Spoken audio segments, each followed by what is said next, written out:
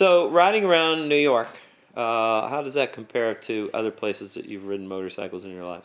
There's a good question. Riding around New York is probably riding around the worst place in the world to ride a motorbike. Yeah, yeah. Riding around New York on a motorbike is terrible. Any motorcyclist I know in New York will say the same thing. It's not like, that's just not riding a motorbike, is it? You know. But if you live in New York and you like motorbikes, what else are you going to do? Other than ride them in New York? So that's what we do. But I mean, it's awful. The way people drive in New York is terrible. Everybody knows that. The roads in New York are terrible. Everybody knows that.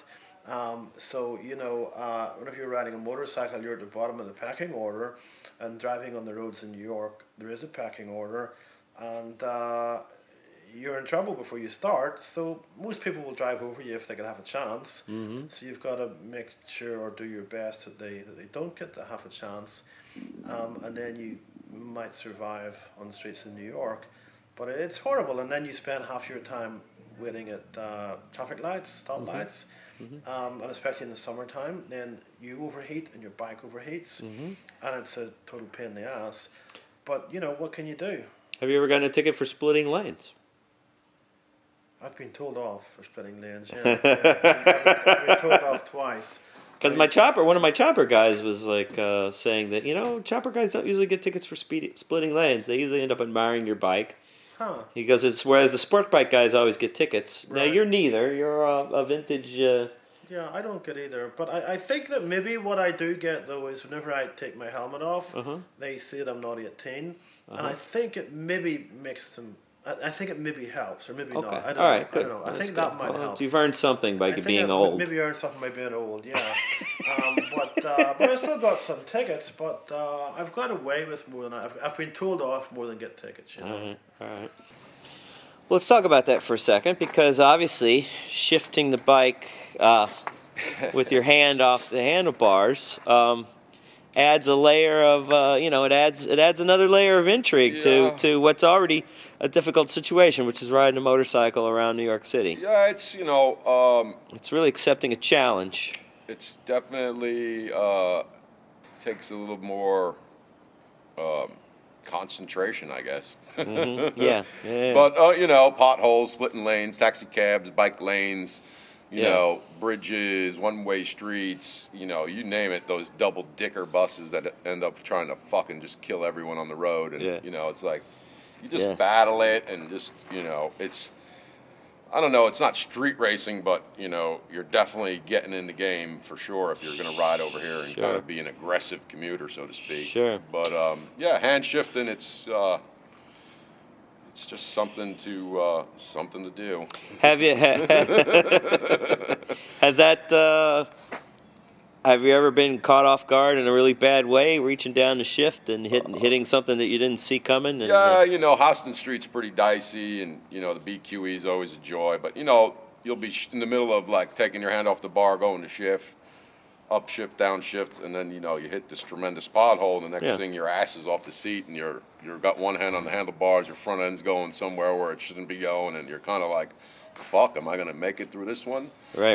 But, the good thing about motorcycles, if you take your hands off the brakes and the handlebars and you just let it go by itself, it pretty much straightens itself out. Yeah. If you try to overcompensate, then it could be, that's when it's run. Could be a cement surprise. So you never think to yourself, oh shit, I almost bought it right there. I think I'm just going to go to the Ducati dealership and get myself. I was coming over to Williamsburg Bridge on the 45. Yeah. It was probably real early spring. It was kind of cold, and of course it was starting to rain. That's just like, I think it rains almost every time I go out, but some people got all the luck. But the Williamsburg Bridge was really rough, and I hit this series of potholes where, it just jacked my hands off the bars, my feet off the paddles. I was like, literally I had one hand on the throttle and my feet were off the paddles, and one foot started dragging. I was like laying on the tank. I'm like, wow, I almost fucking died. And I didn't. I got back, kept going, parked the bike, said, whatever, just another day at the track. Either you're down or you're up. Yeah. And I try to stay up. And I've been in a couple crashes, nothing bad, lay it down, but Right. You know, I've had some friends that, you know, got jacked up pretty good. I mean, John Copeland, you know, he broke his back right over here on 14th Street. And, you know, he's back in the saddle riding, building, you know, some of the nicest bikes you'd ever see. Yep. And, you know, you got to take the good with the bad, and sometimes you got to take your lumps. But, you know, it's interesting. It's definitely not for everyone, probably. Right. You know, because you're riding an antique with no back shocks typically, and right. mechanical brakes and whatnot. So right. You just got to learn to compensate for the lack of contemporary enhancements. Yeah, and agility. So you yourself have to be the one who's agile when your motorcycle may not be quite as agile as some of the others. Some mornings are tougher than others. Yeah.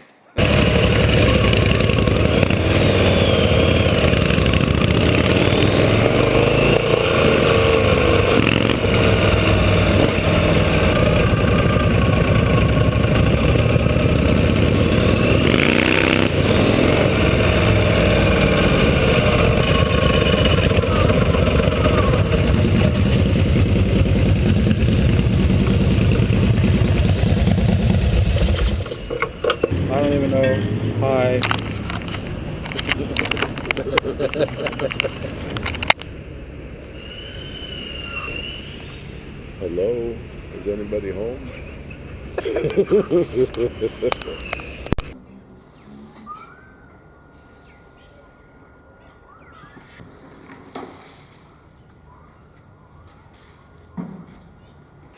Hey, Keino. How are you? Good, how are you? Good. How long have you been in this shop? In this location, it's been a year, a month or so. Uh-huh. Yeah. And where were you before that? I was in a different location. It's still in the same neighborhood, same zip code, but it was in kind of residential area. So I just wanted to get away from the residential, more like industrial. Sure. You know. Sure. And quiet area. How'd you get started building bikes? I started out just like everybody else started out, just had a motorcycle and start to tinkering with it by myself, and that's how it all started. Mm-hmm. And where was that at? I was in Japan. I was in college. Uh-huh. Yeah. And what kind of bikes were you tinkering with back then? That was Honda. Just one of those single Honda. And I got myself a Yamaha XS650, and I had a Honda Z50. And my dad had a Triumph and Ducatis and Nortons. Uh-huh. Yeah, the whole bike. Cool. So it was a part of your family. Right. Yeah. And when did you move to the U.S.? 98. Oh, really? So that was when I first started hanging around New York. Right. And first I went to California though. Okay. And then Arizona. Then moved to New York in 2000. Did you work for Larry? Yeah. See yeah. Yeah. And did you start working for him right away, or? No. First I got a job in a dealership, Uh-huh. and it lasted like 10 months. You know, in the dealership, it was not much of custom fabrication or engine rebuilding or anything like that. So at least that dealership that I worked at. Right. Yeah, it was all service, repair, maybe like a chrome cover and stuff like that. Right. You know? Right. So I was more into, you know, fabrications, you know. Right. You had way more skills than you could use at the dealership. No, it wasn't like that. It was more, I had this desire to get in that. Yeah. You know, I wanted to learn and get into that because custom motorcycle building. Right. And so then from the dealership you went to... So I went just looked it up on Yellow Book and picked up a few numbers and address from bike shop has the custom bikes thing or whatever. Uh-huh. Back then I didn't have a computer. Right, so right, I just right. looked it up in Yellow Page and just Right. went down and type up the I borrowed my friend's computer to type up the resume and Mhm. you know, I took one day off from dealership and I just walked around and started knocking on the door. And where'd you land? Yeah, and then got hired in this one shop in Soho. It's not there anymore, but Where was it at in Soho? it's on Broome and the West Roadway, right by the Holland Tunnel entrance. Yeah. Yeah. It's all gone. It's a huge restaurant now. So then that's where I met Larry. At that shop. Okay. It's called American Dream Machine. Yeah, and that's where Larry was working at that time. Okay, and then he moved his and opened up his place. No, and then this American Dream Machine, they lost the lease, and then they found this spot in Williamsburg, North 14th Street. And that transition, that its owner got out of it, a new owner, so they changed the name to Gasoline Alley. It was 2001. And new owner, and Larry was head mechanic. I was just a mechanic, apprentice kind of thing, and a few other guys. And then that TV thing took off, and Larry got involved. And then Larry kind of took over the whole shop, named the Gasoline Alley to Indian Larry. Right. That's how Indian Larry Motorcycle Shop and stuff. Okay. Yeah. All right. And you were along for that whole ride? Right. And then split off on your own after Larry's passing at some point, huh? Yeah. Yeah, when Larry passed away, 2004, and then me and Paul kind of took over. And we did that for a few years. And 2008, it just, I want to do my own thing. Cool. It's been 3 years now. Right. So far, so good? So far, so good. Yeah. Are these your drawings over here? Did you draw these? Yeah. Let's come over here and look at the drawings. They're Just rough sketch ideas, Yeah, but you got away with the pen, they're nice drawings. I'm not a really I'm not a really illustrator, artist kind of type, but I can draw stuff like that. Right. Yeah. It's just a reference and ideas, and also it's try to motivate myself to do stuff like this. It's just a reference, It doesn't mean that it's gonna exactly. It's what we call in the art world a departure point. Yeah. Exactly. It's a dimensional thing. Sometimes it doesn't look good on the three-dimensional actual piece, Right. I hear you. Doing it it didn't quite right. I would change it around a bit.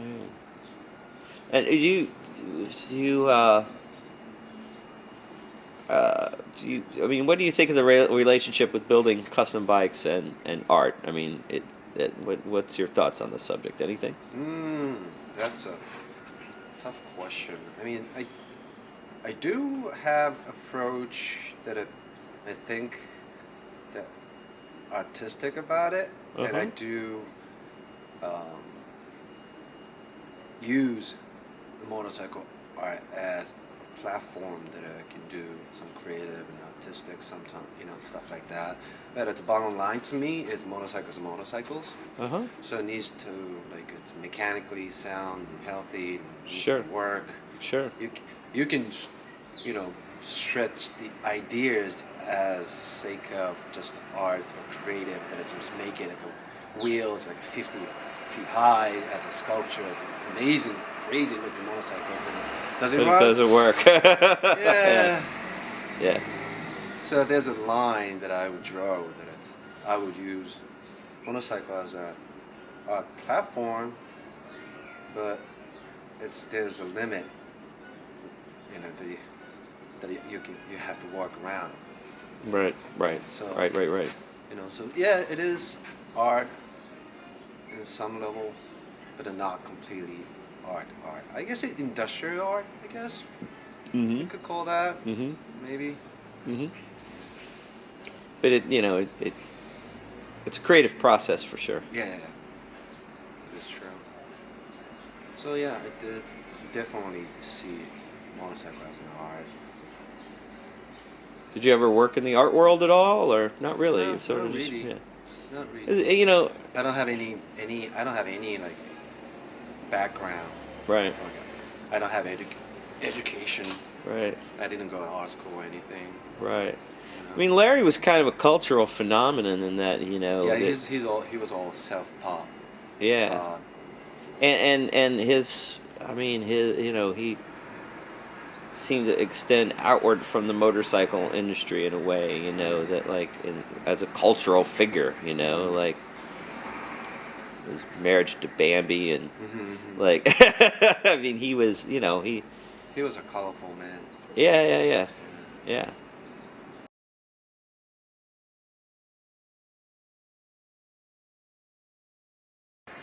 It looks like there's something similar and distinctive going on with these two bikes.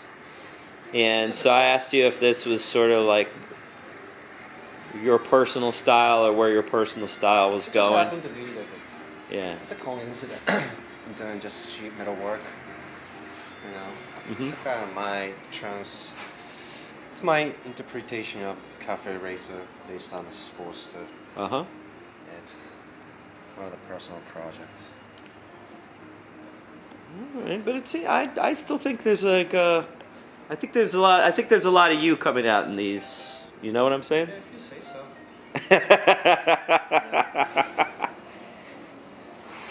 You know, cause I do get inspired by someone's work, or maybe most of the time in vintage bike or art or architects, or it's like old stuff that I get like an idea from or inspire or get motivated, whatever you call it. You know, then just do it, make something out of it. So I wouldn't say I'm original, you know. I get ideas from elsewhere.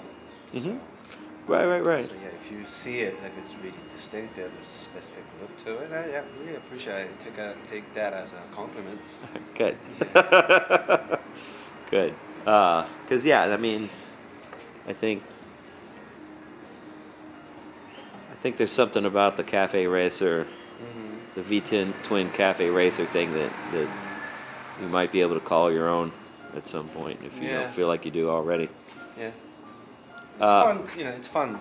It's fun doing something a little different other than just a chopper or a vintage chopper or you know, such as break it up a little bit. So earlier, just a little bit ago, you mentioned architecture. Right. What's your favorite building in New York? I can't pick any. I mean, I don't really pay attention who built it or which building or anything. It just, you walk around the neighborhood, New York, Brooklyn, or whatever, it just, you look up, you see some cool ornament on the building, just decorative stuff. You know? What's the cat's name again? Mia. Mia. She just got up from a nap, and she needs attention. Yeah. She's an old lady. How old? I think 13, something like that. Yeah. She's a little camera shy. Yeah. It's funny that it's when I work doing stuff, and she knows when I'm working, but when I stop, sit down, think about something, like she would jump on my lap. Hey, you're not working, so pet me. Like when you're up at the computer. Yeah. Yeah. And then, like, emails and stuff like that. Yeah. Yeah, she would just jump right on. What's the proportion, say, of customer bikes, like customers coming in and telling you, hey, I want this, I want that, I want you to make me this, versus just like you starting on a project, just on your own? It goes both way. It's a little bit of both. That is, sometimes people have no idea, just wants bike, or sometimes people has specific ideas that I work around it. You know? Sometimes there's people that has wild ideas and just throwing ideas around because they saw it on the internet or a magazine, but they think it's cool idea to mix everything, or sometimes they don't work. Right. That's where I kick in and just you know, it's a cool idea, but I think we could do this way. Right. You know? I try to, you know, try to satisfy, try to like meet. Try to build something they want, but at the same time, I like to do everything on my own way too. So it's always like how do I make this like happy middle, or how do I make this work? Mm-hmm. So it's fun for me to do stuff like this. Nobody bought this yet. Mm-hmm. So pretty much like it's the direction of this bike. It's everything that I want. Sure. Sure. Yeah, so I try to do that every year, Mm-hmm. a bike or two, every night. During the day I work on custom stuff, and Right. before I go home, like a few hours every night, work on the personal one. Right. Now, is this a customer-initiated project over here, or is this? Yeah. This is like pretty much I have a creative freedom. Mm-hmm. Yeah. Yeah, it's beautiful.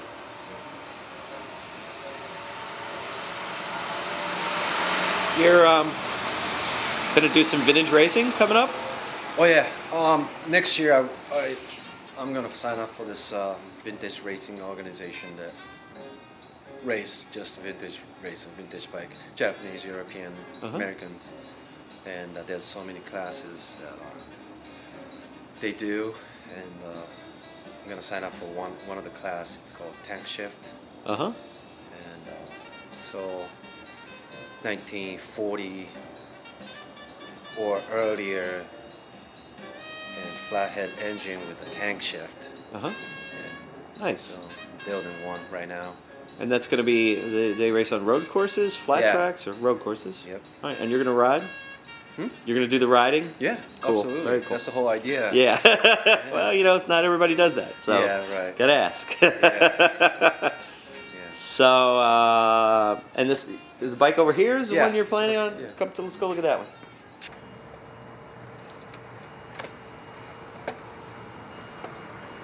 Looks right.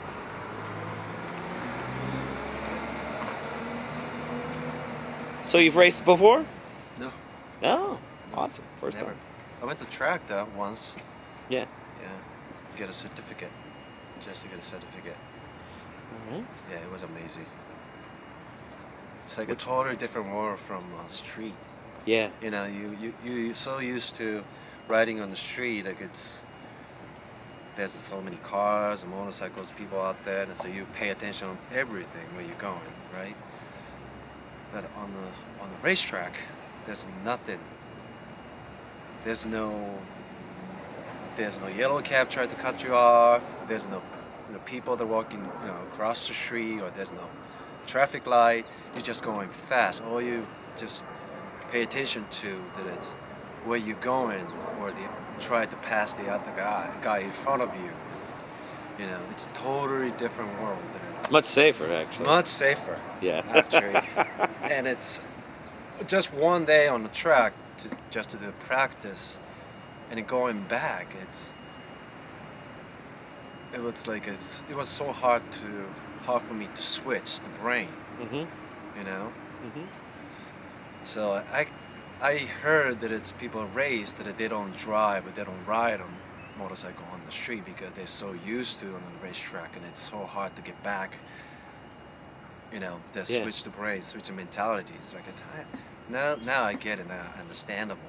Yeah, a lot of my friends in racing just don't ride on the street really at all anymore, except maybe to take a customer bike around the block or something, Right. And yeah, for sure. Yeah, I'm pretty excited about this whole idea. Yeah, I bet. The whole thing is new to me. Building racers and getting out of the shop, getting on the road, Mm-hmm. Yeah, super That's excited. gonna be fun. The community. I know for me, going to races, it's like you have these friends that you see, every few weeks in different locations around the country, and everybody gets together and hangs out. It's a blast. So it's one of those personal projects that I need to work on. Does this bike have a name? No, I should come up with a name. You might eventually. Yeah, but as a custom bike builder, I had to make it cool and beautiful. Sure. And tell me about it. It's what year is this again? It's a 1947 WL, 45 cubic inch, 750cc flathead engine, has a 3-speed in it, and tank shift. That's the class regulation. You need to have a tank shift. And you can do modification inside engine as far as the inside. And you have to keep the same displacement, but you can do pretty much all kinds of stuff. But you have to keep the stock look. You have to keep the Springer front end because it came with the original. And you could change wheel, but you can't go bigger. And there's all kinds of regulation. Sure. You know, keep the vintage motorcycle as vintage. Sure. You know. What was the track that you ran on before? It was in New Hampshire. Loudon? Yeah, Loudon. Yeah. Yeah, it was really technical. Yeah. Yeah, it was fun though. Yeah. Sweet. How many races on the season? I think there's like 12. I don't think I can make all of them. Yeah. Yeah. At least few. Yeah. You know, few, 2, 3, 4, something like that. Yeah. Cool. Pretty psyched about that. Yeah. Oh, I'm anxious to hear that how that goes. Yeah. Yeah, I like the fact that it just up and down, left and right, and yeah. Yeah. No, I think it's gonna be. It sounds like a blast. Yeah. And probably a spirited level of competition without being overly intense in terms of, because everybody wants, it's a vintage thing, and no one wants to wreck their vintage bikes.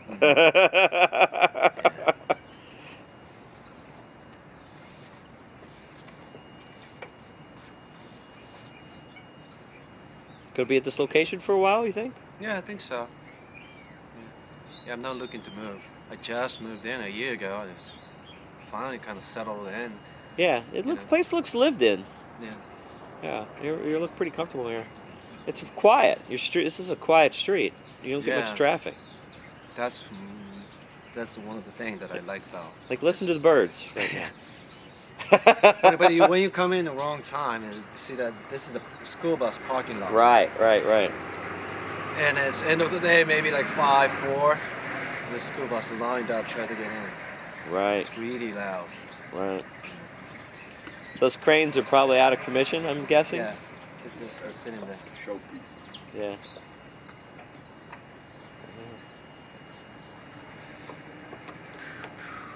You can't wait, can you? Yeah. When's the first race? I tried to make it one on like April. But I still got so much shit to do. We'll see. It's a beauty.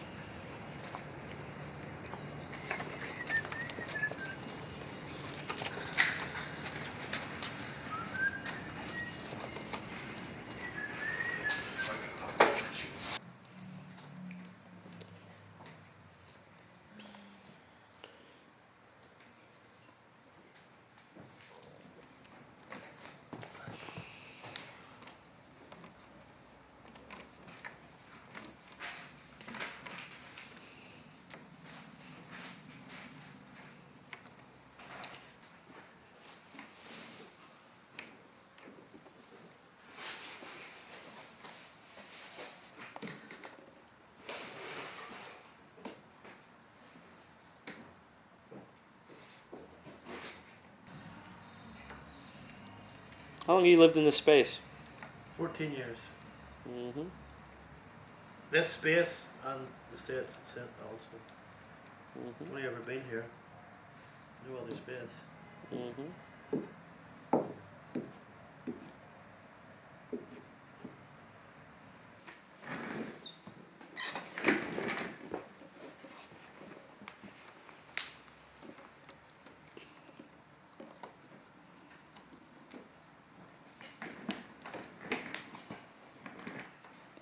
How many motorcycles do you have currently, Rodney? Good question. I think I have 9. Yeah? I think I have 7 here. 2 in Northern Ireland. One I just bought yesterday. Paid for yesterday. But I haven't. That your wife just found out about? Yeah, that she was And just called delighted, you, delighted to hear it. Well, called you a fucking fat fucking fuck. pig or something like that. Yeah. That's what happens. Something like that, yeah. Oh, he doesn't want to sell it to me. Yeah, but then he did, and I had to help him out. And Honda CB250RR revs to 18,000. You ever hear of them? What's that? Honda CB250RR. I think they made them around in the 90s. And they revved to 18,000. Oh shit! 18,000? Red lines 18,000. Sounds like a Formula 1 racing car. Yeah, awesome. They're not super quick, but they're okay. They're 250. They're quick enough. Sure. But at 18,000, it seems like it's quick, and that's really what it's all about, isn't it? Yeah, makes a good noise, I'm sure. Yeah, and like fat tires and all that stuff, you know. It looks very nice. Looks like a modern sports bike kind of thing, you know. I rode it last time I was over there. Whenever he still owned it. Nice bike. When'd you get your first bike? I used to race go-karts. I used to race karts whenever I was like young, like 12, 13, in juniors. And I was Northern Ireland champion first year. And then after that, or around that time, I stopped doing that and started riding motorbikes around fields and stuff. Because it was cheaper and that kind of thing. My first street bike was whenever I was 17, 125 Honda. And then after that, there will be 2 strokes since then on.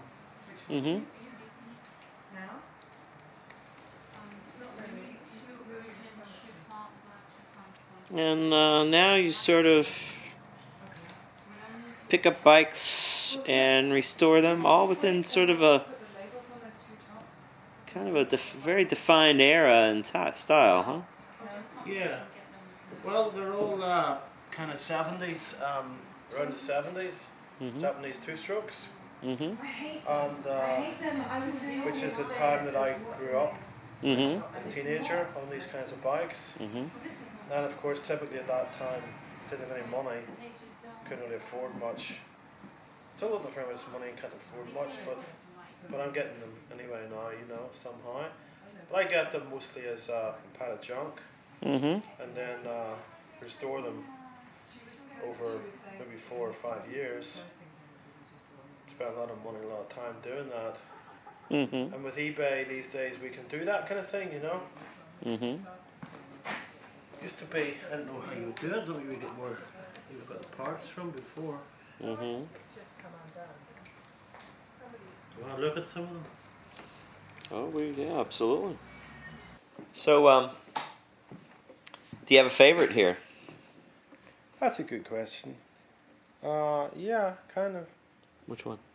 I'm thinking. This is my favorite. This 500 Kawasaki. Right. Is my favorite. It's definitely the fastest one you have, right? It's the fastest, and it's my favorite. But then I have other favorites too. But I guess it would always be that one at the end of the day, because of what it is. And this is the dream bike of your youth. And this is the dream bike of my youth, and many other people's too. And fast motherfucker, still is today. Right. Fast as fuck. I was riding it this morning. Oh, really? Yeah. Nice day out there. Oh, yeah. I had to deliver some paintings to Dumbo Art Centre, and they were small, so I go over in the bike and drop them off. Nice. And it's great. Are you still making your YouTube videos that you were putting up of riding your bikes around? I haven't done so recently, but I was actually thinking of doing one today, and I thought riding over there, I should have put the camera on because it was a nice day for it. And I've done more work to the bike since I last did it. It's going quicker now, so it would have been a good day. I want to make one now that it's going faster. Have you met people through those video clips that you've put on? Probably because people comment on them, you know. But personally, meeting them, maybe not because they're all around the world. But certainly, I've had email communication, internet communication through those things, you know. Yeah. Another favorite would be this one. 350 Kawasaki, which I think is probably the most beautiful bike to ride that I have. And it's waiting on a new seat cover, I see. A new seat cover done at the moment. There's the cover, and it's just a beautiful bike. Yes, it is. Being a 350 compared to the 500, I'd probably at the end of the day go for the 500 just because it's quicker. But apart from that, this is a great one. And then other ones, the one I mostly ride is this kind of wine-coloured 350 Yamaha. The problem I have is I buy the bikes and then I spend so much time working on them and I put so much money into them and they end up looking pretty much like new and then I don't want to get them dirty. Yeah. So I look at to ride them. But this 350 I got off a guy out in Long Island. I didn't pay too much for it and I've done almost nothing to it. It just keeps on going and it goes really, really nice bike to ride. So because I haven't invested so much in it, I'm not so precious about it. So I actually have more fun on it than any of the other ones because I just ride around the town on it, you know. Right. It's a great bike. And then this one is really a pain in the ass. This one I bought off eBay 5 or 6 years ago for like $400 or $500. It was a wreck, and since then it's been made to look like new. But it has cost me probably $7,000 as it sits there right now, and it still doesn't run very well, and it's never run very well. And I Which is the one we went to pick up at the out at JFK. This is the one we picked That's up. the one we picked. picked. So that's it's probably my fault. It's probably your fault. I don't know. How's it your fault? I don't know because it's. I don't know. If you hadn't had a van, I couldn't have picked it up. So I never. And then you wouldn't have it, Yeah, and so then it would be- it'd still be it's sitting your over at fault. JFK, Yeah, which it would still be sitting there, and it'd be better for me if it was. yeah, But someday I'll get it fixed. And then it's good looking. It's good. looking It's bike. very, very nice. I think it's the best looking It's bike. Trophy I have. Queen. Maybe you should put it up where the new bike is, and it should just and stay this is the there new forever. bike. This is the new bike, Yeah. 1975. Yeah, It has 1,300 miles. Yeah. It hasn't been restored. It's just not been used, and it's pretty much like new. yeah, it's beautiful. And it'll just sit there as my ornament. Although this summer, whenever the summer comes up, I'm going to register it and stuff and ride it. At least ride it for a day or two and see what it's like.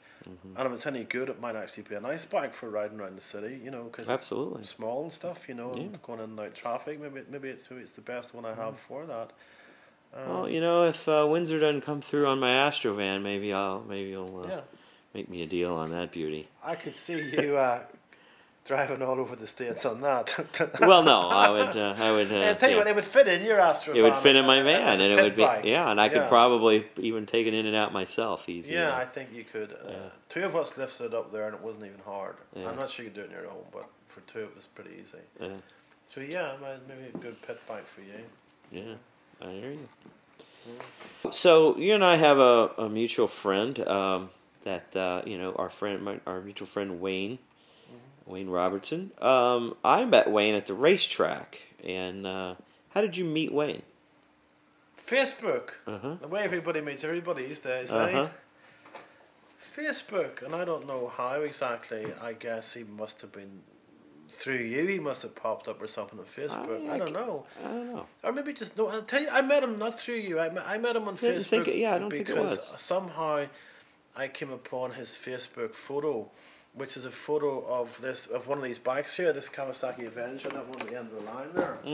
And they're a very rare bike. And I think I saw his photo somehow.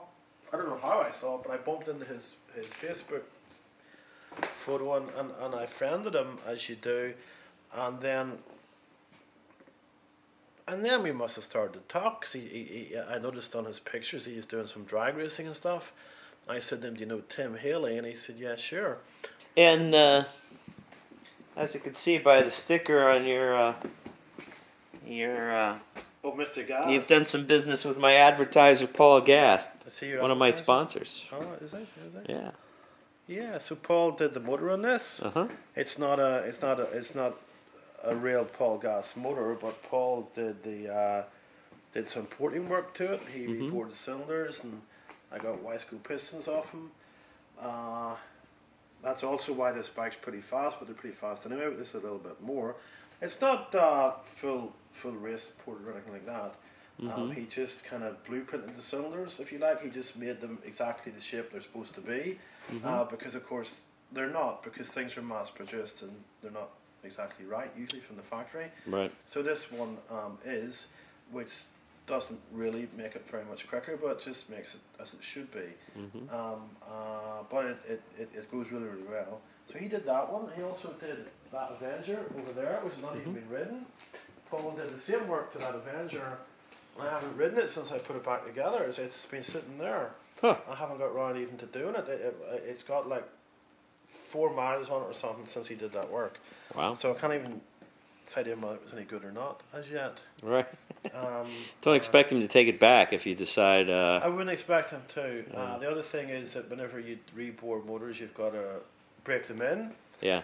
The problem with that is whenever you have old bike collection, you do like 50 miles a year. Yeah. So it'll take the next 20 years to break it in, you know? You So, call him up after 20. yeah, Hey, after Paul. 20 years I'll tell him, hey, I revved your bike up today, it's going okay, you know? Yeah. And I introduced you to Paul Gast at Englishtown, Old Birch Township some Raceway years ago. Park in Englishtown, New Jersey. You introduced me to him, but of course I knew who he was. Everybody did for a Yeah. long time. Oh, yeah. No, it was my honor to introduce you to your... Yeah. Because for these bikes, he was the man. Yeah. For 20 or 30 years, we all knew off Paul Gast, Sure. but to meet him is kind of a special thing. It's probably like meeting Elvis or something. I wouldn't give a fuck with meeting Elvis, but some people would, you know. Yeah.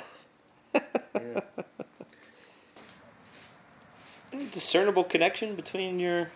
I mean, when I met you, you had a show, actually. Well, actually, no, I didn't meet you at the motorcycle tracing show. I met you at your... Tanya Roberts show. Yeah, well, I have done some motorcycle shows, haven't I, over the years? Yes, you have. But I don't think there's a direct kind of thing between the motorbikes and painting as a subject matter or anything like that. Although I've played around with them a bit in that way, but I kind of tell myself that there's it's some kind of helpful thing in some other kind of a way. You know, the way I look at it, I think, is as with most artists, they get obsessed by what they do, and if you never have any way to kind of step back from it, you kind of can't see the wood for the trees, and so I think it's, for me, the only other thing really other than my art that interests me would be motorcycles. So I can dip in and out of that and spend some time riding a bike or working a bike or something, and I think it's kind of therapeutic because the two kind of disciplines I think are fairly different. You know, like one of the reasons I guess why artists go kind of crazy is because with art there's no right and wrong, there's no kind of black and white, and you don't know if something's good or bad or finished or whatever. And that's of course why we love it, because it's endlessly creative. But at the same time, that kind of open-ended freedom, I think, kind of is another pressure in itself. Whereas with doing motorcycle mechanics kind of thing, I mean, a piston only kind of fits in one way. If you put it in upside down, it doesn't go, you know, as is the case with most things mechanical like that. So it's quite disciplined, and you've got to try and get it right. So I think that in some way that thing's kind of opposite and helpful. But then after a little bit of that, I got bored with it because it's not creative, you know. You've got to do it in one way. So then I get back to making art, and that I think that kind of works for me, you know. That's kind of what I've done all my life.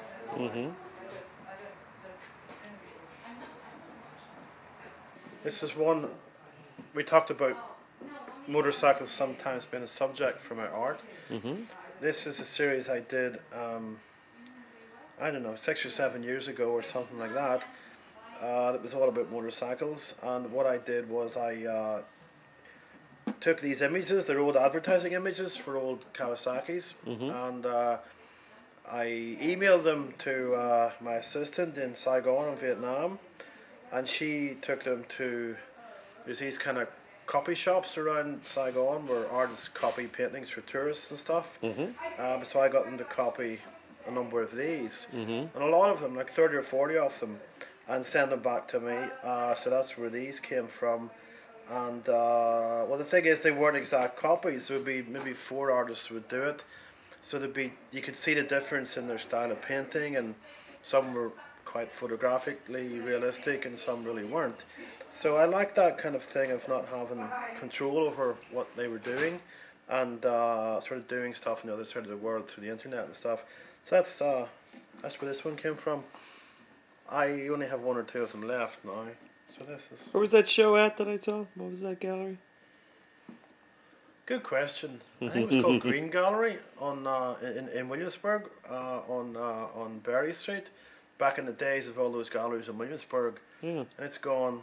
Yeah. And most of them are long gone now too. That whole scene's kind of over. Yeah. Do you want to hear about these paintings, or are we done? Yeah, sure. Let's talk about these paintings. So these are my current paintings done since my last show, which was in June of 2010. So that I think is about a year and a half ago. This is what I've been working on. It takes me a long time. These paintings usually take about a year from beginning to end. Not that I really, I don't work at them all day every day for that period of time, but there's an intense working period in the beginning, and then they get set aside and get worked at. I keep on coming back to them. Usually it ends up being about a year. After that, I've kind of had enough of them. It's a heavy-duty drying period involved in heavy-duty work drying like that, period involved with these things too. They get a skin pretty quick, you know, but after that, it takes a while for them to get really hard inside. Mm-hmm. And the problem that I always have is how to afford to make them, because it costs a lot of money for all this paint, you know. Mm-hmm. So previously, I could only paint in kind of. You used to rob art supply stores, I think. I remember. Yeah, with your Astra van, drive it through the window.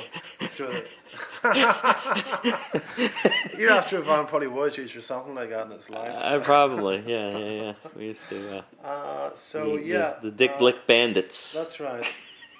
So apart from robbing art stores, it's hard to come up with materials. I could only paint sporadically.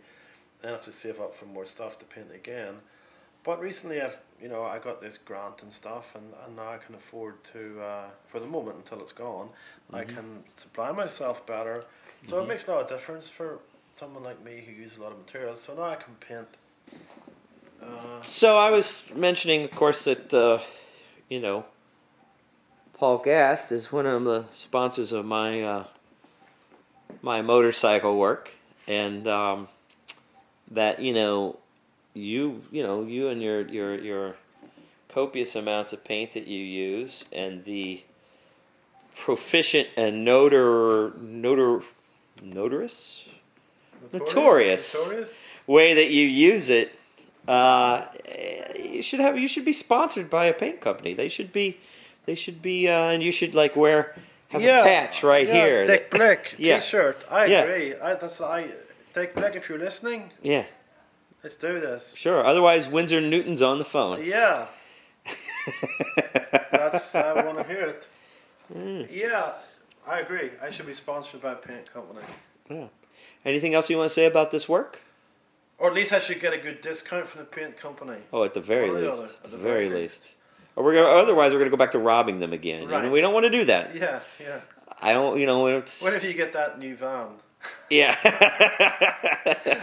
Be more reliable for the getaway.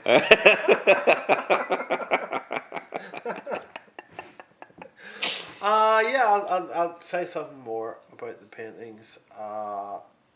These paintings look kind of abstract. I don't really like to call them abstract paintings because I don't think of them in that way. But they're not. There's no imagery in them, so I guess that's a way to describe them. I have worked in all kinds of ways, like with work that has had imagery in it, like here, for example, and I have worked in this kind of figurative way and a more abstract way at the same time. Different works going on at the same time in the studio. But for the last couple of years, they've been like this. My work used to be very kind of issue specific, kind of political or something like that, and I don't know. I kind of felt that was too specific after most of my life of working in that way, and these aren't obviously like that. But I kind of think of them as being like I think there's an evidence of struggle in them because whenever I work at them, it's like that, and I think that people can see that. So I think there's a kind of a struggle in them, which is a struggle that everybody in the world has in their life, just a struggle that human beings go through in life. And I think that's there in the work. And somebody could relate that to some specific issue if they want, but it's not kind of limited by one issue in a way. Mm-hmm. I did a residency in China in July this year, and I had some interesting talks there with curators and stuff about this kind of subject, because as most people know, political art in China is pretty famous. Most contemporary artists, or a lot of them anyway, are making that kind of work, and some people are pro that and some people aren't. So we had this kind of discussion about political art maybe is limiting in a way, because it's relevant only for a certain period of time, because presumably whatever situation they're commenting on in China will change, so that doesn't apply to the China that will be people living in at that time. Mm-hmm. Whereas if you look at paintings by, let's say, Van Gogh or something like that, you know, nobody knows how to say his name, so I say Vincent. Yeah, whatever works for you. You know, and you know, his paintings show something about the human race, which is exactly the same today as it was then. You know, so I think in that way, that's kind of the way I think about these paintings. I bet he would have been terrible at restoring motorcycles. I think so. Yeah. Yeah. So I'm better than him at that. But you know, perhaps if he had one to ride, he would have gotten out some of his frustrations a little bit. It might have kept him alive. He would have been an easier guy to get along with, perhaps. You know. Yeah. It might have. He didn't have that therapy that I have. Yeah. That's why I'm hopefully a bit more sane than he was, or drink less than him, or something. You know? Yeah.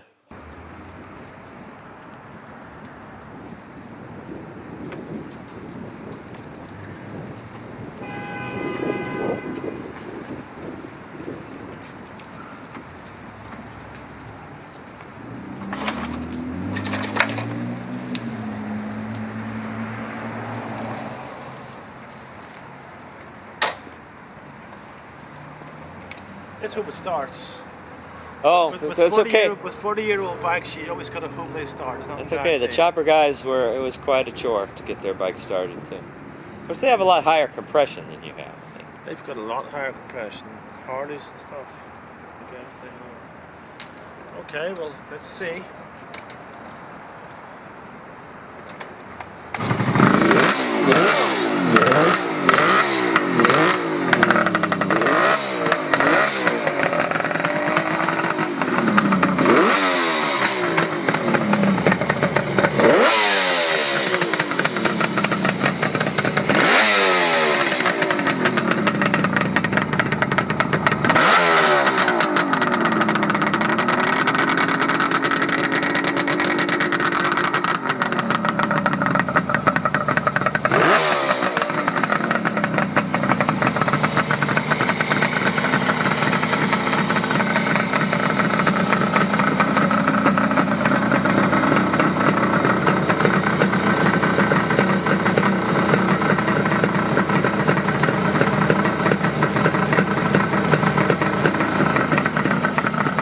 Sounds great. Sounds great.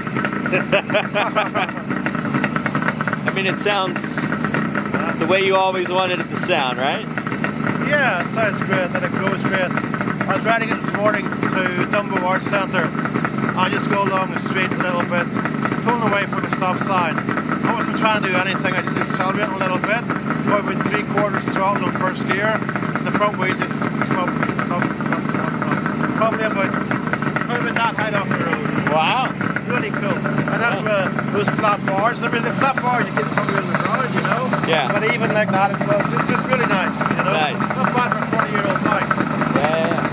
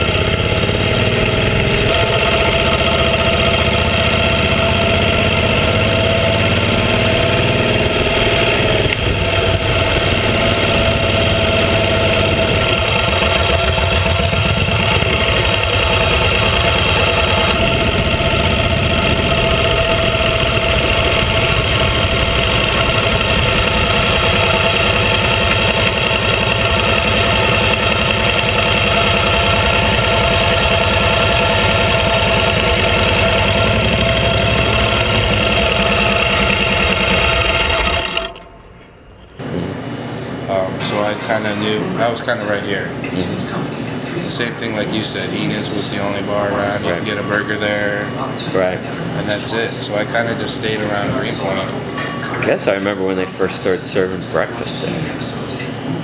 You know? Yeah, that's probably 6 years ago, 7 years ago, something like that. Well, yeah, at least. And then all of a sudden, that's like. Then it was. Remember, they was mobbed. It was the mobbed. Everybody had to have brunch every day. Yeah, it was mobbed. No more just going to have breakfast. It was brunch. Yeah. So now every place here has to have brunch. Yeah. My friends from out of town come here and be like, I heard Williamsburg Greenpoint has the best brunch, right? It's like, we're gonna go get some fucking eggs. It's 10 o'clock in the morning, 11 o'clock in the morning. If you want to have beer, I'll have a beer. But You should say, oh, absolutely. Let me take you to this place and take them over by the sewage plant. Oh yeah. That's where I have brunch before work every day. At Greasy Spoon. I don't even know what that's called. I don't either. I think it's called Greenpoint Diner. Tell me about the your skateboard park place down here in Greenpoint that you had. 2002. I had some good friends, Buddy Nichols and Rick Charnowski. They're videographers. They like to do a lot of kind of underground skateboarding stuff, and they were hired by Tylenol to help them with a campaign they had called Ouch the Website, basically catering to all of us guys that are in our 20s, going into our 30s, into our 40s, into our 50s that are still riding skateboards. You're going to need our product. You know, you're going to get hurt. Part of skateboarding is eating, falling and getting hurt. Yeah. So you're going to need Tylenol or something, Advil or something to relieve pain. We're all going to have to start eating all that stuff on a regular basis as we get older. So they were, trying to get into the whole skateboarding thing. And they approached them and they were like, well, why don't you give us a bunch of money and we'll get friends together and we'll build something. And then you guys can use it for your website at all times. And a skate shop in Manhattan called Autumn Skate Shop was involved. And through those guys, but Autumn Skate Shop was involved to get in touch with me and my friends that build skate parks. And Tylenol gave a large amount of money to get into a space and to also, buy materials and everything to make stuff happen. I told them that, to probably take about 2 months. Tylenol never really had anybody come to check what we were doing. Never really had any questions or anything, just like, here's money. So it was kind of awesome because it just let us build whatever our dream. Yeah. Exactly what we wanted to dream. And I remember building it, an opening night party, all Tylenol executives came, and there's just, as skateboard kind of or art parties can get, 3,000 people drinking beers, people skateboarding, eating shit, like people just doing drugs, people partying, and that's what the warehouse was. Yeah. And they were like, we want you to take the name Tylenol off of everything. And we don't want anything to do with this. And I'm like, and then I think Dave was like, all right, well, we don't have to close the place down or anything. They're like, no, it's yours. Don't worry about anything, but we can't have our name attached to a place that facilitates what you guys do. So we were like, thanks, thank you. So we had the place for 8 years. And then once a month, maybe every 2 months, we get a bunch of local friends, bands come in and play. We'd get a beer sponsor, and we'd get donations, and donations would go towards the upkeep and rent and power of the place. And we had like 100 key holders. They would pay a certain amount of money a month. And everything, nobody made money off it, but it just stayed sustained. Paid for itself, yeah. Yeah, rent was paid. Yeah. Electric was paid. And then, I had a little shop in the back that's where I started fabricating stuff. I had my own little free space to, do what I wanted, whatever I wanted. And, and then after the whole artist boom and all these artists and bands looking for spaces, they started tearing the place, gutting the place out and putting studios and stuff in there. So then we were having parties, and then the art people that were in studios didn't really like that we had this whole hallway just filled with a bunch of junk. Yeah. People You all were a good little time. too Nobody creative. was doing anything bad. We were just a little too creative. But it The just art didn't mesh well with what they were trying to turn the building in, so then they kind of, really not politely, but we were told to leave. Right. You know, so. You know, and then I was out in Sturgis, and I met some people, you know, who knew Tim Vander, who was one of the guys who built this place, the Autumn Bowl over here. We're standing in this alley. And Sure. You know, I kind of got over here late in the game, you know, probably for the last 2 years of this place's existence, but it was like, you know, kind of crazy. I mean, like I remember the first time skating at like a big session, like, you know, maybe I was set up or something, but like Tim was like, "Yeah, come on down, there's a session tonight at the Bowl." I'm like, "Oh, all right, man." Like I was just kind of getting into it, and then it's like, you know, I found out, you know, a couple days later, like, who was that dude, man, skating this thing? It looked like a bench. And he's like, you know, wall rotting, skating like I've never seen someone skate like that before live. And I'm like, who the fuck was that dude? And it's like, you know, it turns out to be like, well, Mark Gonzalez. And I'm like, wow, man. So like, I'm like in this thing with all these like really credible people. Like, wow, these are like the real shit, man. These are like people that are like legends in skateboarding and whatnot. And I'm like, what am I doing here? I'm like, this old dude like trying to relive my youth or something, but now I'm actively looking for a new spot.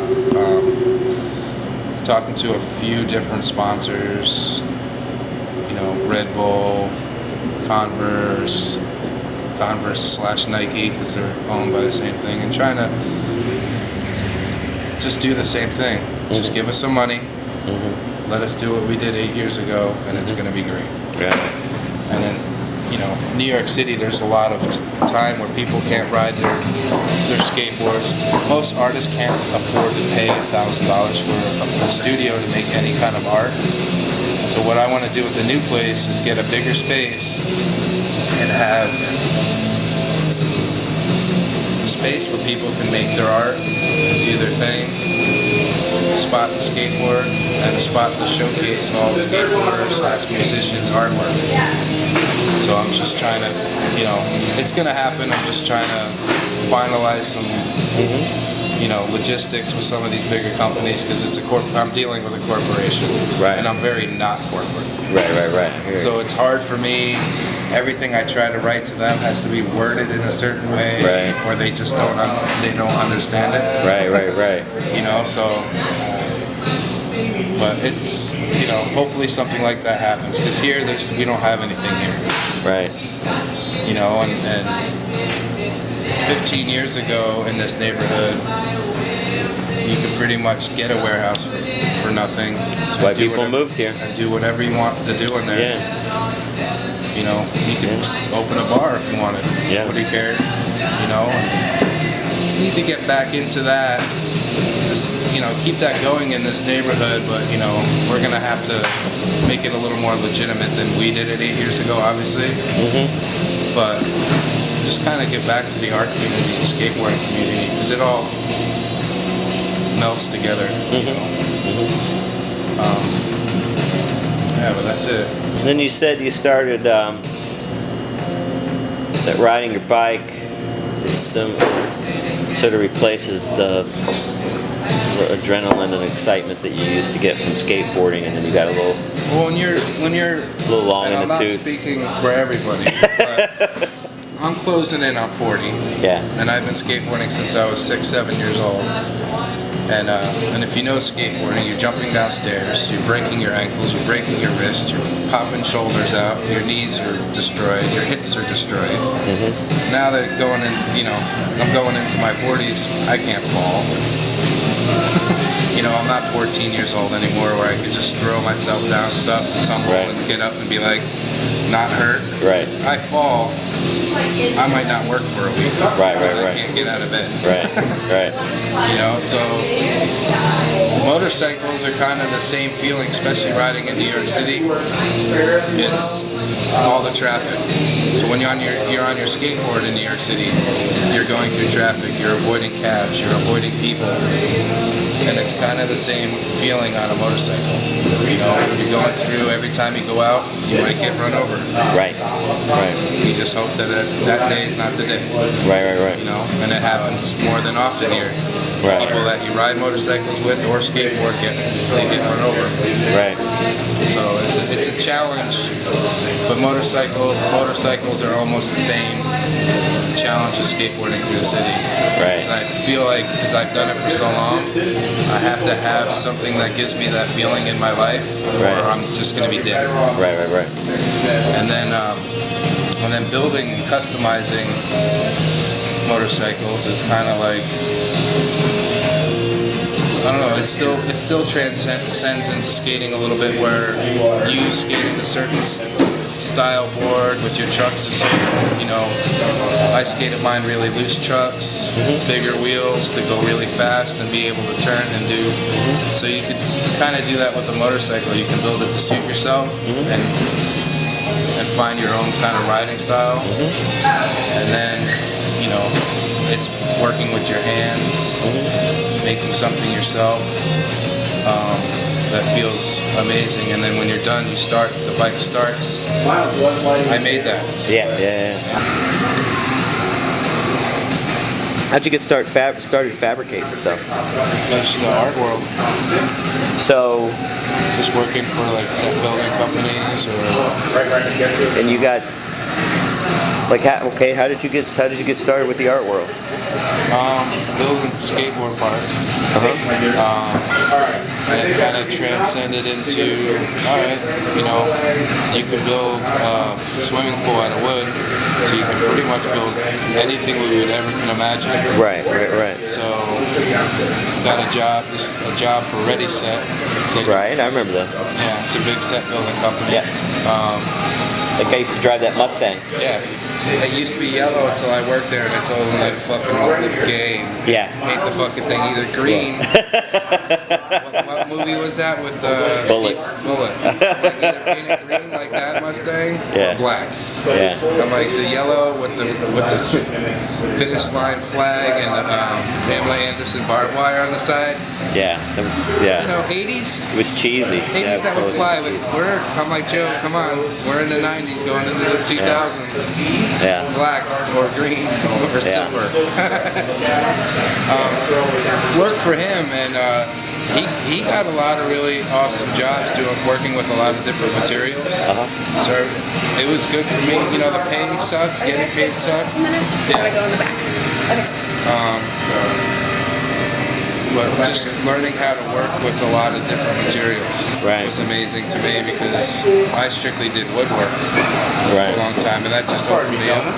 Hey man, I met you before at your garage, working on Miles' bike. What's going on? That part was kind of cool, so it opened the door of like learning how to work with plastic, Lexan. We built all kind of crazy stuff out of foam, carving foam out to make seats. Right. You know, like make sofa chairs like this out of foam. I never did that stuff. Right. But between, you know, through that job, because every day was something different we had to make for a movie or a set. Right. I made something different every day. You know, before, it was going in, building a house, framing a house out, sheetrocking a house, putting floors in, doing plumbing, doing electric. I was good at all that stuff, but it was the same shit every job. So then when I got into doing the set stuff, I'm like, you know, a couple of my friends that worked there for a while, they're like, oh, wait till the job tomorrow, you're gonna love it. We're gonna make this out of this material. I'm like, dude, I don't know what the fuck. I don't know what to do. I've never worked. They're like, trust me, we'll talk to you about it in the morning when we brief everybody in the morning. By the afternoon, I'm already doing it, telling other people how to do it, finding a faster way. Because I did a lot of production, carpentry, so I always have the knack of figuring out how to do stuff quicker, fast and efficient. Yeah. But the biggest thing was working with crazy different materials, working with metal, working with plastic, doing molding, and all that stuff. And then, you know, when you work for somebody after a while, you're not getting paid what you think you should be getting paid, you know. And there was times where we were working 4 days straight, no sleep. And their business was really growing. Yeah, because that was when it was growing. Yeah. So we're staying up for 3 days. Yeah. And fucking Joe Keefe comes with 4 fucking pizza pies, and I'm like, what am I, 12 years old? Give me fucking $200 so I can go fucking sit for 2 days at the fucking bar and drink it all.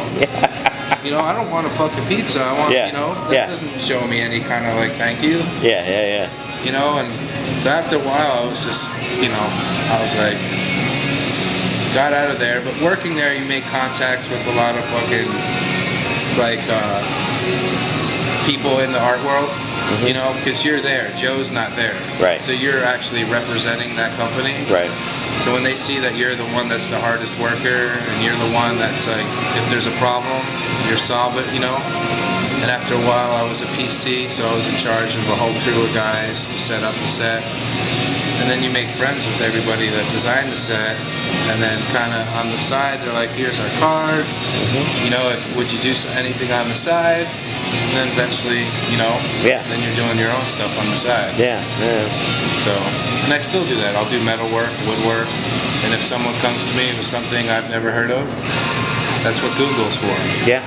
Figure out how to do YouTube. it. Yeah. You can do anything with YouTube. Yep. Take the job and figure out how to do it later. I'm not scared to, like, you know, get a book if I have to and speed read through it and figure out what has to get done to make something happen, you know? Yeah.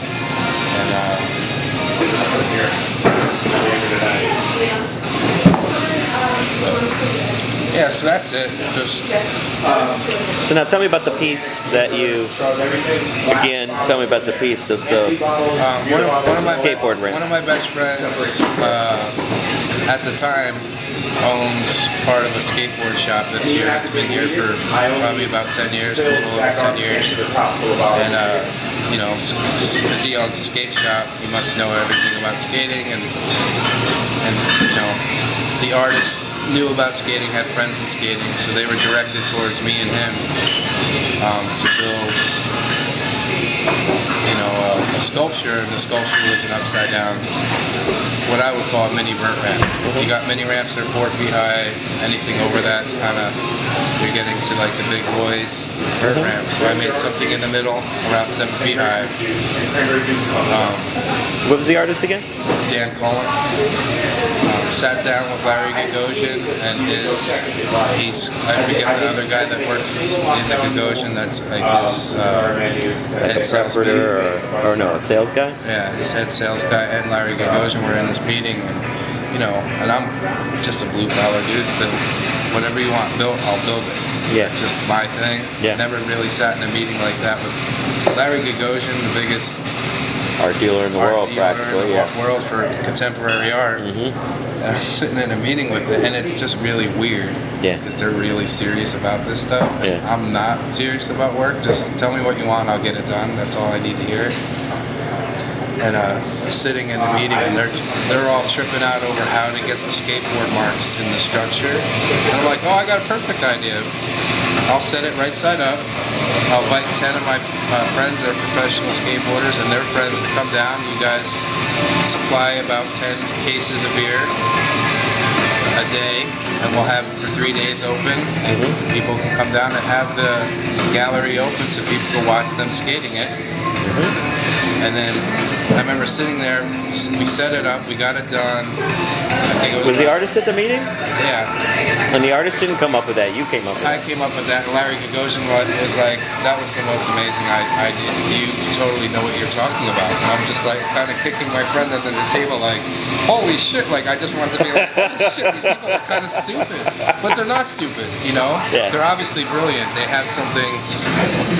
But maybe they have a narrow frame of reference about what they're doing. It was just kind of funny.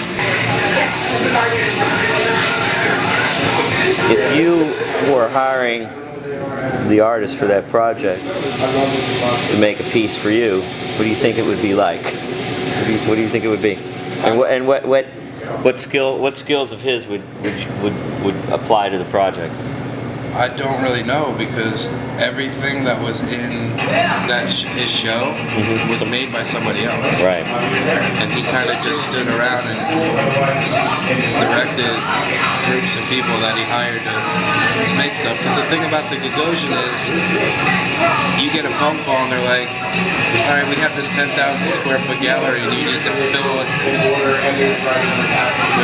pieces, but we want fresh, brand new pieces, and you have 2 months to do it. Right. There's really not a human being that can make stuff that fit in a gallery. Oh, right, yeah, that no, size. I'm down with the whole fabrication thing. Yeah. That's not a problem. I think it was called the end or the exit. I don't know why. So that was weird. He wasn't around the whole process, and then it just showed up, and he was like, cool, perfect. And I'm like, you know, all nervous, like, I hope it's, you know, you want it to be perfect for something like that, because you, like you said, you want to have more work or whatever, but it's like, I don't know. They're pretty lax getting stuff done, but and they're also pretty lax paying you too. Right. You know, they paid eventually, or yeah, it took, you know, it was like a 60-day net 60 or whatever. Right. So, and I'm not used to that because I'm just like, you want it done by Friday, I want to be paid by the time it's set up Friday. Right. You know, right. And that's what I'm used to. Right. So the whole 60-day thing, I was like, 2 months? I can't wait 2 months. Yeah. You know, I'm sure you go through that with what you do. Oh yeah, sometimes it takes forever. The motor is 1949. Right. The frame and front end is from 1936. No shit. So I kind of found parts that I liked the way they looked. You know, just sitting on computers, seeing pictures of other people's custom motorcycles. You kind of put together your own list of what you would put together. So that's how you developed your aesthetic, was just sort of by looking at some other people's stuff, and then you want to change it because you don't want it to look identical. Yeah. And then you want it to be yours and not look like someone else's. Yeah. So I went with the 36 frame and a matching front end, and I wanted a pan head motor in there, which is not supposed to be in there, so I had to do a lot of fabrication to get the motor to fit. And then I knew I was going to ride the crap out of it all the time in the rugged streets of New York City, so I put a really expensive Baker transmission. Right. It's kind of like a racing, like a drag racing transmission. Yep. It's a 6-speed, not supposed to really, you know, purists always talk to me about that, and they're like, why do you have that transmission in that bike? And it's because I'm gonna ride it, and not just have you come to my garage and look at it. Right, right. I'm gonna, you know, and then everything else, I made all the controls myself. Headlight brackets, motor bracket, all the controls, the exhaust, you know, the seat. Hand hammered it with a framing hammer on a chunk of wood. And then my girlfriend Kat, who's very good with leather work, helped me put the leather on the seat and do all the stitching and weaving. And that's it. And then, you know, a lot of stuff I didn't know how to do, I had friends help me. And then, you know, my girlfriend helped me with the seat because she knows how to do leather work. And then my friend Vince did the paint. So it's kind of awesome. It kind of got me together with a bunch of my friends that are good at certain different things. What's Kat's last name? Catherine Taylor. What's Vince's last name? Sarazak. All right. Sazerac, like the drink, like the New Orleans drink. I don't even know how to pronounce his last name correctly. But he has his shop's called High and Tight, and he actually does art himself. Well, he's like a fiberglass sculptor. Right. And his work is pretty amazing. Right.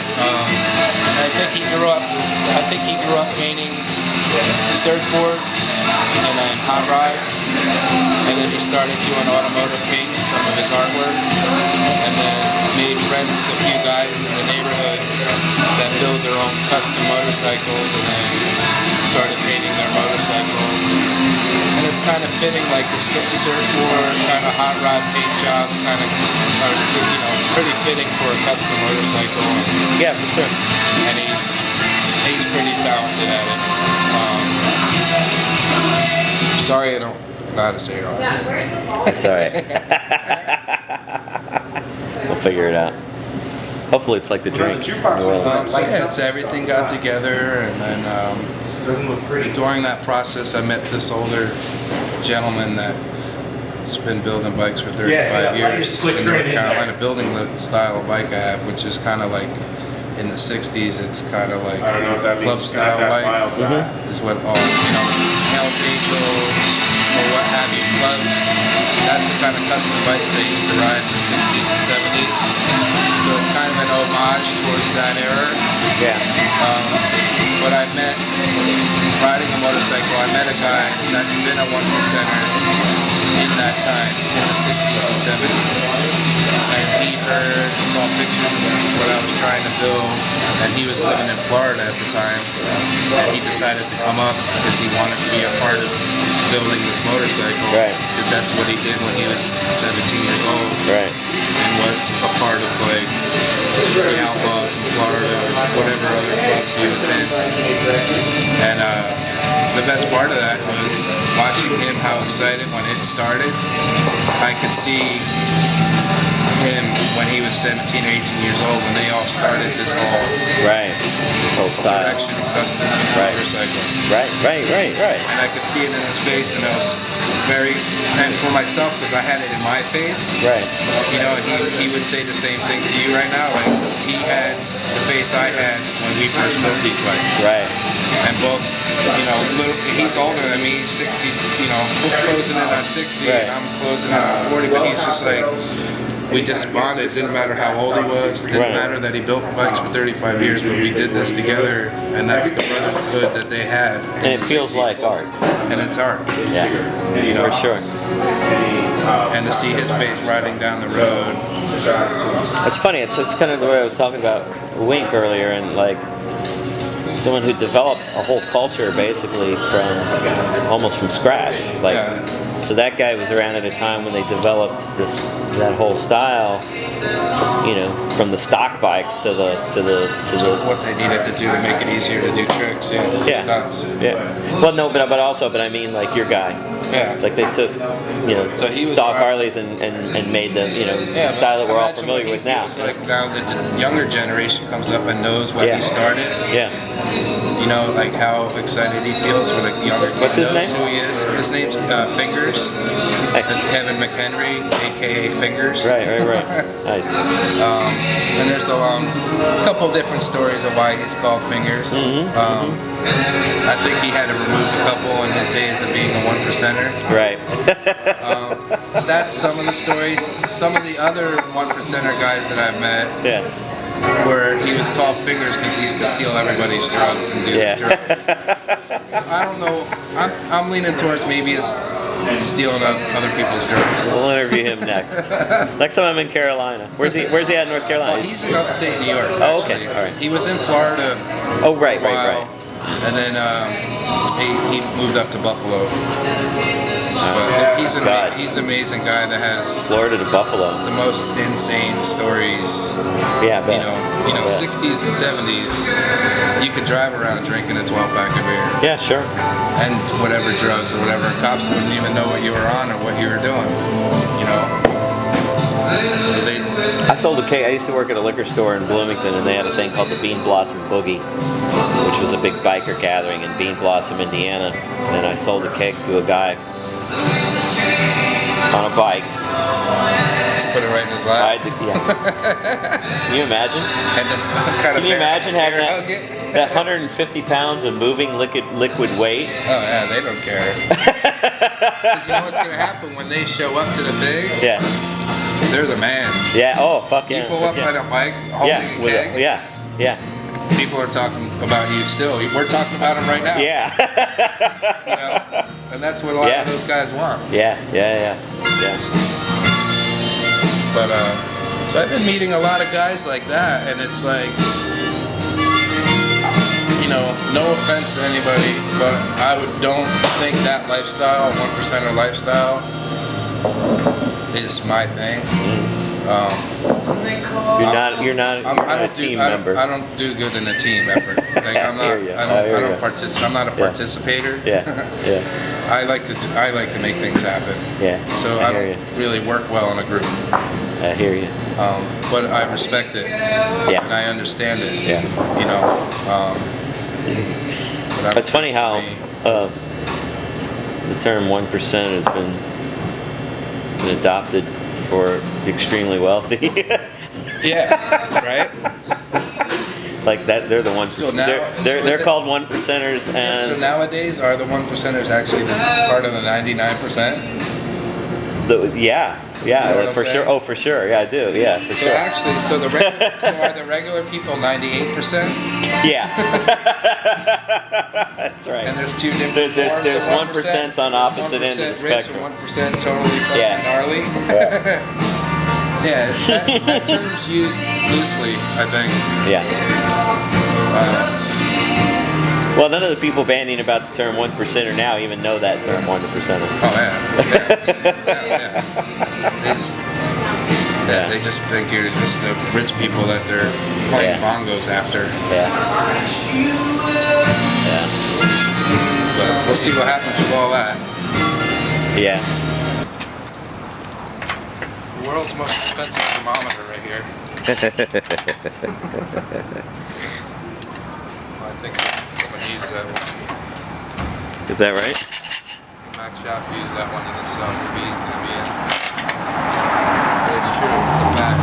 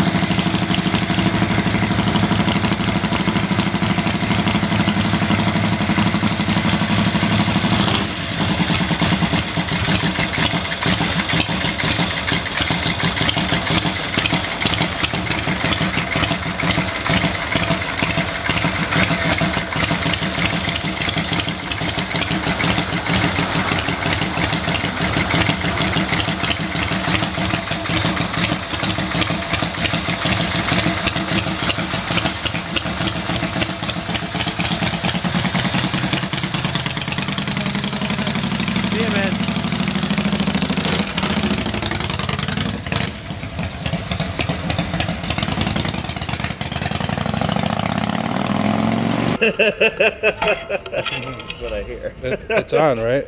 Huh? Yeah.